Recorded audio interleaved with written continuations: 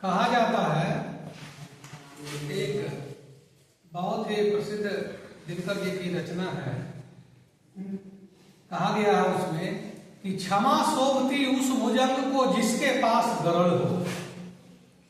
क्षमा शोभती उस भुजंग को जिसके पास गरल हो, उसको क्या जो दंतहीन विषरहित विनीत सरल। क्षमा करना सजा देने से बड़ी बात है, और सजा कोई भी दे सकता है, क्षमा सब नहीं कर सकता। और क्षमा शोभा देती है, क्षमा करना अच्छा लगता है, सुंदर लगता है उसके लिए जिसके पास सजा देने की शक्ति है। जिसके पास सजा देने की शक्ति है, जब वो क्षमा कर देता है तो वह शोभनीय होता है, वह सुंदर होता है। जिसके पास सजा देने की शक्ति नहीं है, पावर नहीं है, वह क्षमा कर भी दे तो क्या क्षमा करते। जैसे कहा गया है कि क्षमा शोभती उस भुजंग को जिसके पास गरल हो। गरल का अर्थ होता है विष, जहर। अब भुजंग का अर्थ होता है सर्प।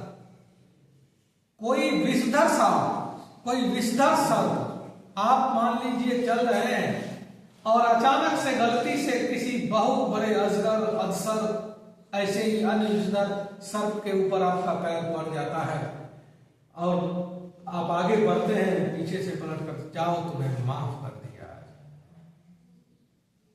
उस समय का अनुभव आप कीजिए। किसी बड़े व्यक्ति के साथ जो आपको कठोर सजा दे सकता है, उसके साथ गलती करते हैं और वह कहता है जाओ, तुम्हें आज मैंने क्षमा कर दिया। उसको क्या, जो दंतहीन विषरहित, जिसके दांत ही नहीं है, विषहीन है, जिसको विष ही नहीं है। बहुत सर्प ऐसा है जो विषहीन सर्प है। सभी सर्प के पास विष नहीं होता, जहर नहीं होता है।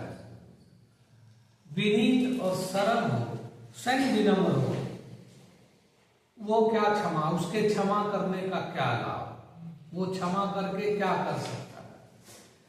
तो क्षमा करना एक बहुत बड़ा गुण और बहुत बड़े शक्ति की बात है।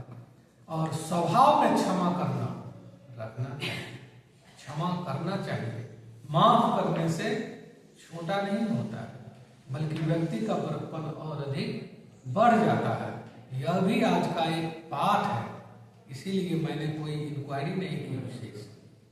यह भी आपको यह भी सीखना चाहिए कि समय समय पर माफ भी करना चाहिए, और माफ करके देखिए, कभी कभी बहुत अच्छा लगता है।